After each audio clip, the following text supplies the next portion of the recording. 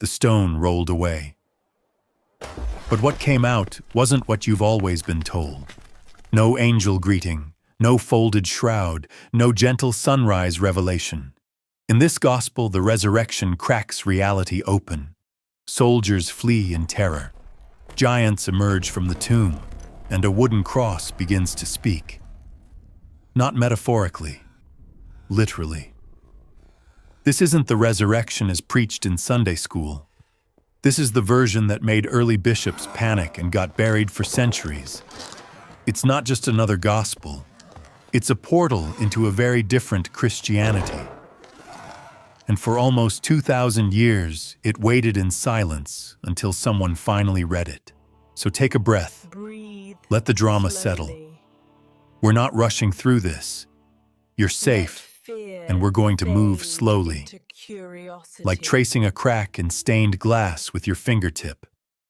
Because to understand what was lost, we have to listen carefully to what was once too dangerous to say aloud. It was found in a monk's tomb in Egypt, hidden among bones wrapped in silence. Just a few pages torn, brittle, incomplete. But what they described shook everything. The Gospel of Peter, long thought lost, told a resurrection story that didn't fit the mold. There were echoes of the familiar names, places a borrowed tomb, but they sat beside moments so surreal they felt almost cinematic. A cross that talks. A Jesus too tall for the sky. Roman guards watching in awe, not sneaking off in the night. And Peter, supposedly, the author, strangely absent. This isn't the gospel of comfort. It's the gospel of awe, of mystery, of something ancient and strange and still breathing under layers of doctrine. It was banned, suppressed, dismissed. And yet, here it is again.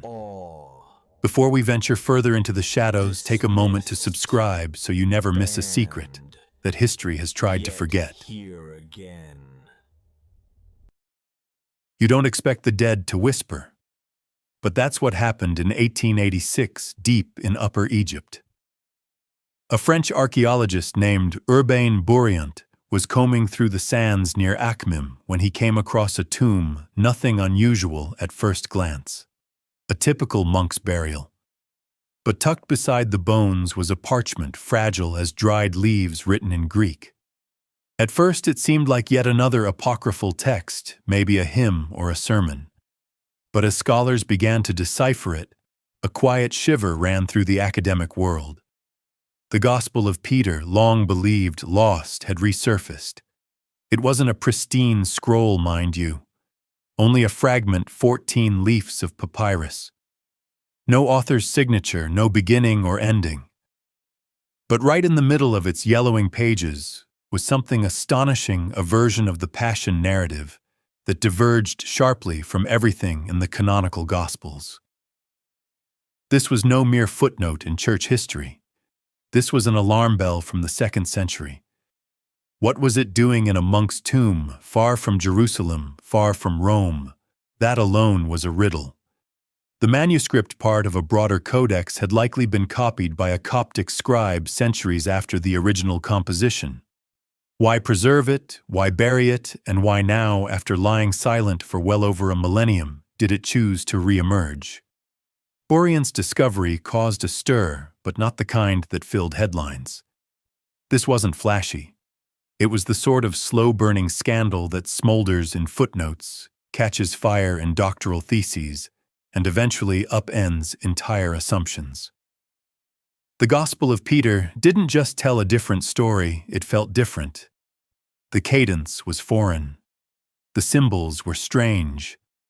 The crucifixion, the resurrection. These weren't humble events witnessed by fishermen and weeping women. These were cosmic scenes watched by the heavens, spoken by crosses, guarded by Rome. And that's when the past did. What it often does, it reached out with a dusty hand and reminded everyone that Christianity was never a singular narrative. It was a swirling, competing orchestra of voices, some loud and orthodox, others hushed and heretical. One of the earliest records of this gospel came from Serapion, bishop of Antioch, in the late 2nd century. He had initially allowed its use in Christian communities until, after reviewing it more closely, he revoked his permission. He claimed it was laced with docetic heresy, the belief that Jesus only appeared to suffer. And just like that, the Gospel of Peter was pushed off the table, swept under the altar, and cast out with a warning. It stayed gone for nearly 1,700 years. But then akmaim, bones, parchment, and a whisper that wouldn't go away. And that's where the real tension begins. Because as soon as scholars realized what this text was, both in content and in implication, they were forced to ask questions that refused tidy answers. Was this gospel truly written by Peter? That was unlikely, but some still entertained the possibility. Was it older than the canonical texts? That too was debated. Was it simply a retelling, a dramatized midrash meant to edify? Or was it a legitimate competitor to the Gospels we now call Scripture? The text doesn't help much. It begins in the middle of the action with Jesus being handed over for crucifixion. There is no nativity, no sermon on the Mount. Just blood, betrayal, burial, and then something else. Something stranger. And perhaps most confounding of all, why would a Christian monk, someone fully embedded in an Orthodox Chalcedonian world, choose to have this buried with him? Was it sentimental, a family heirloom, a forbidden text held close in hope? Or was it part of a larger hidden current one in which alternative Christianities quietly survived long after they were thought extinct? This question, this ache for context, is what keeps historians up at night. Because for all the drama in Peter's Gospel, its real danger lies not in what it says, but in how much it implies.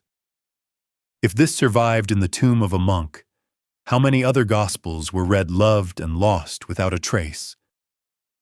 It's tempting to treat apocryphal texts as fringe curiosities, as spiritual fan fiction. But the Gospel of Peter insists otherwise. It places itself right in the heart of the resurrection narrative. Not alongside it, inside it. And it forces us to admit something uncomfortable, that our picture of early Christianity has always been curated, redacted, and occasionally censored. What makes this more than academic is the effect it has on faith itself. Because once you know there were other versions of the resurrection, other voices, other witnesses,